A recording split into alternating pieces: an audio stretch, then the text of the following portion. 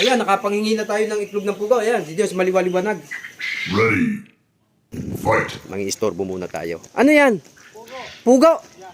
Ang dami itlog. Ano yan? Pupulutin mo na lang. Pupulutin na lang. Ang dami, oh. Talaga naman, parang namumulot diyan ng pera, ano? Yan. Galing mo. Mamulot na ikaw. Dami. Oh. Mamumulot-mulot ka. Marami na pupulot niya. Hindi lang makita at medyo madilim din eh. Yan, oh. Ay, kahit maghapon ka rito, mamulot ka na mamulot na itlog. Ano yan?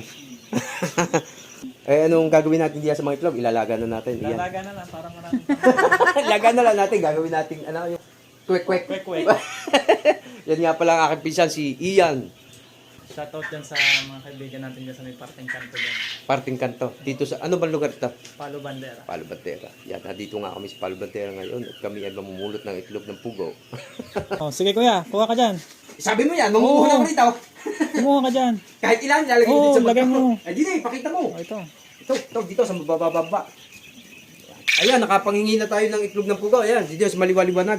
Gagawin na lang natin kwek-kwek. Sige. Yan, gusto niyo ba? Gusto niyo? Yan, itlog ng pugo.